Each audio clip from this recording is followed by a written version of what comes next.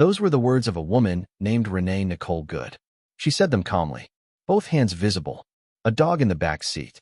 Her wife, standing a few feet away. She was not running. She was not hiding. She was, in fact, doing what many Americans believe they have the right to do, bearing witness, asking questions, standing her ground on a public street in South Minneapolis on a cold January morning, while federal agents moved through her neighborhood.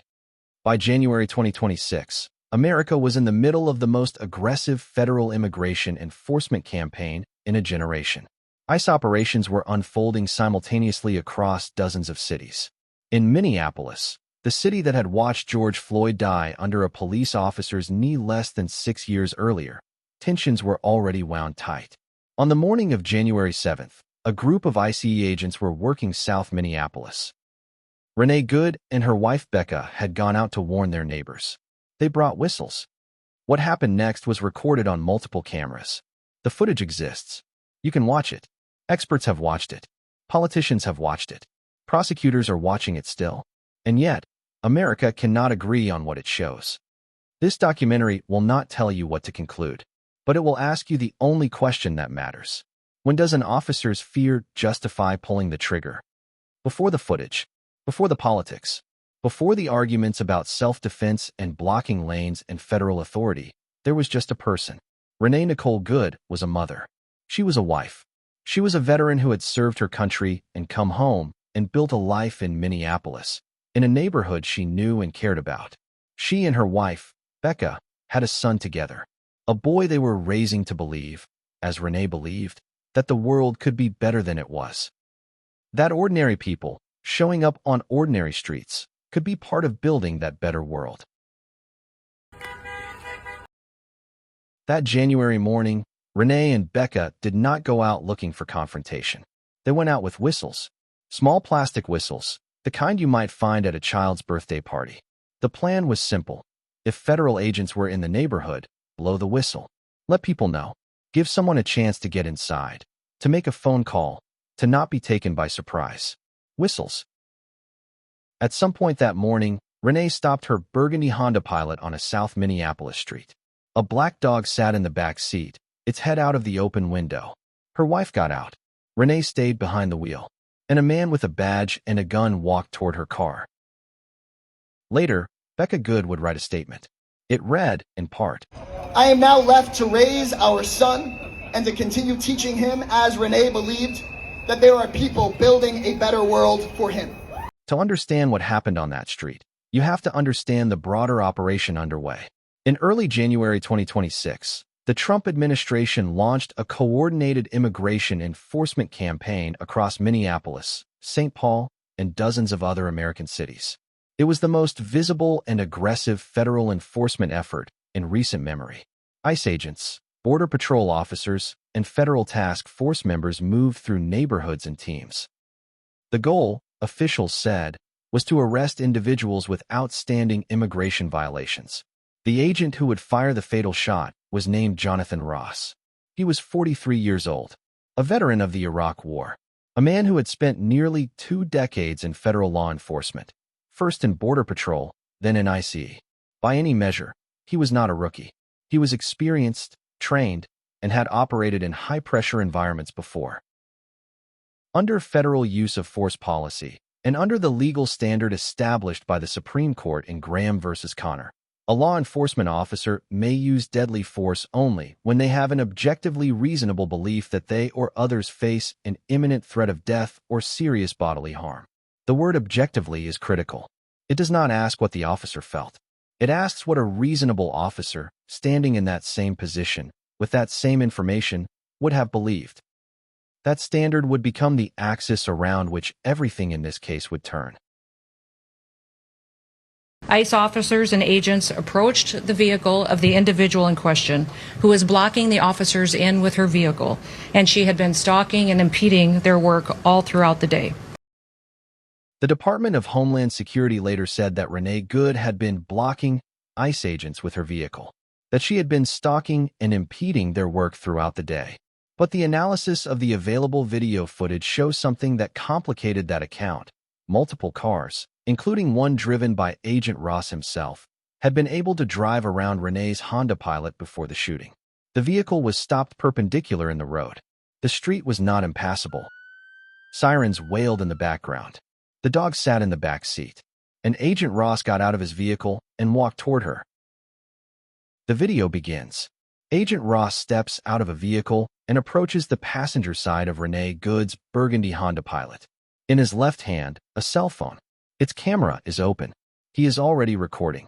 He moves around the front of the vehicle toward the driver's side. The footage is steady. His pace is unhurried. A black dog leans its head out of the rear window as Ross passes. Renee Good is behind the wheel. Both hands are visible. She speaks first. That's fine, dude. I'm not mad at you. Ross continues around the car, still filming. His phone is raised in his left hand. He is not in a defensive posture. He is not behind cover. He is walking, circling, documenting. Becca Good has stepped out of the passenger side. She walks around the vehicle toward Ross, holding her own phone up. She says loudly, So you know, it'll be the same plate when you come talk to us later. That's fine. U.S. citizen, former fucking veteran. You want to come at us? You want to come at us? I say go get yourself some lunch, big boy. Go ahead. She is not touching him. She is not charging him. She is recording back. Another officer, out of frame, can be heard shouting at Renee. Get out of the fucking car. Get out of the car. Renee does not get out. Ross is still filming, still walking. His phone is still up. Renee puts the Honda in reverse, then forward. The vehicle begins to accelerate. Ross yells. In the same moment, with his phone still gripped and recording in his left hand, he draws his weapon with his right. He fires 3 shots into the moving vehicle. Renee Good's vehicle continued down the street before crashing. She died from her injuries. Shame! You shot someone! Agent Ross walked away from the scene. His phone camera, footage shows, was still open as he moved down the road. I looked up, if you go to dhs.gov, you can look up their use of force policy. You are not allowed to use your weapon to force compliance of someone in a vehicle or a moving vehicle. All right. If there's no other threat present. So in other words, if she doesn't have another weapon, if she had a weapon, it would change the whole scenario. She was unarmed. There was no other threat present. The DHS use of force policy says if you believe there to be an imminent threat, you can use your weapon. She says, it's okay, dude. I'm not mad at you. So therefore, clearly no threat present. The video footage was analyzed by different experts to see whether there was perceived threat to justify use of force. Law professor who has spent years studying the legal standards governing officers who shoot at moving vehicles was equally direct. The footage itself undermined the claim of perceived threat.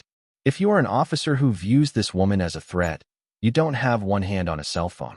You don't walk around this supposed weapon casually filming.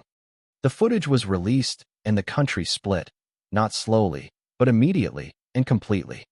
The Trump administration was unequivocal. The agent was protecting himself. The woman in the car had created the danger. The reason this woman is dead is because she tried to ram somebody with her car and that guy acted in self-defense. That is why she lost her life, and that is the tragedy. Now, I can believe that her death is a tragedy while also recognizing that it's a tragedy of her own making and a tragedy of the far left who has marshaled an entire movement, a lunatic fringe, against our law enforcement officers. Vance's immediate public characterization that Good's death was a tragedy of her own making and that the agent acted in self-defense sits in direct tension with the foundational principle of use of force law. That justification must be established through evidence, not declared through press releases. A tragedy of one's own making is still a conclusion, and conclusions, under any credible legal standard, require investigation before announcement. In Minneapolis, when a tragedy strikes, there's one word that summarizes what is most important, and that word is integrity. This is not the time to bend the rules. This is a time to follow the law. This is not a time to hide from the facts. This is a time to embrace them, making sure that we're pushing for transparency every step of the way. The fact that Pam Bondi's Department of Justice and this presidential administration has already come to a conclusion about those facts is deeply concerning. The facts that from the very beginning they're calling the victim a domestic terrorist, they're calling the actions of the agent involved as some form of defensive posture. We know that they've already determined much of the investigation, and even if they haven't, there is the appearance that there is some conclusion drawn from the very beginning. If Trump said that Renee ran the ICE agent over, don't take my word for it. Don't take their word for it. Watch the video from every single angle. I mean, the ICE agent walked away with a hip injury that he might as well have gotten from closing a refrigerator door with his hips. He was not injured. I've seen worse injuries from doing that. And so give me a break. No, he was not ran over. He walked out of there with a hop in his step. Minneapolis Mayor Jacob Frey looked at the same video and reached the opposite conclusion. Any self-defense argument, he said, was, and this is a direct quote, garbage. The same footage. The same 47 seconds. Two completely different realities. The day after Renee Good was killed in Minneapolis, Border Patrol agents shot and injured another two individuals in Portland, Oregon.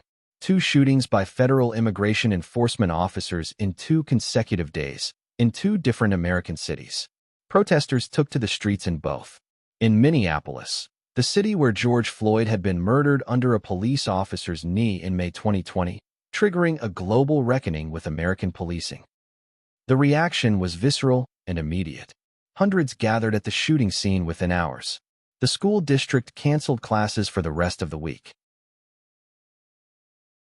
The phrase use of force sounds bureaucratic, clinical, but inside those 3 words lies the most consequential decision a law enforcement officer will ever make, and the most consequential question a society will ever ask about the people it empowers to carry weapons in its name. In American law, the governing standard for police use of deadly force was established by the Supreme Court in 1989 in a case called Graham v. Connor.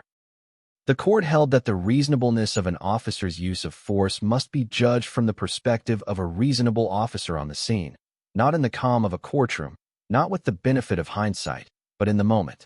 The test asks, what would a reasonable, trained officer have believed, given the information available at that instant? None of this is a verdict. Investigations are still underway. Prosecutors are still reviewing the evidence. The legal process, slow, procedural, deliberate, has not reached its conclusion. But the question it must answer is the same question that has followed American law enforcement from Ferguson in 2014 to a Minneapolis street in 2020 to a South Minneapolis intersection on a January morning in 2026, when a law enforcement officer says they feared for their life. And the video shows something that looks different. Which account does the law believe? Which account does justice require? The Trump administration continued to defend the shooting. Secretary of Homeland Security Kristi Noem described Renee Good as someone who had been impeding federal operations. Vice President Vance maintained that the agent had fired in self-defense. The investigation remained open. No charges had been filed. What the shooting of Renee Good forced into public debate, uncomfortably, urgently, was a question that American law had never fully resolved. Are federal immigration enforcement agents held to the same use of force standards as local police? Local departments have policies, oversight boards, community review processes. ICE and Border Patrol operate under federal rules that are less visible, less locally accountable, and far less understood by the communities in which they operate. When something goes wrong, when a woman dies on a Minneapolis street, the question of who investigates and by what standard is not a bureaucratic footnote. It is the whole story. Somewhere in Minneapolis tonight, a boy is growing up without his mother. He doesn't know yet all the ways this story will follow him. The footage, the arguments, the verdicts still to come. He knows only what children know first, the absence of a person who was supposed to be there. His mother believed that ordinary people, showing up on ordinary streets, could help build a better world. She believed it enough to go out that January morning. She believed it enough to stop her car. She brought a whistle. If this story made you stop and think, like, share, and subscribe. Every view keeps this conversation alive. Drop your thoughts in the comments. Do you believe the investigation will deliver justice? Your voice matters. Hit the notification bell so you never miss our next documentary breakdown.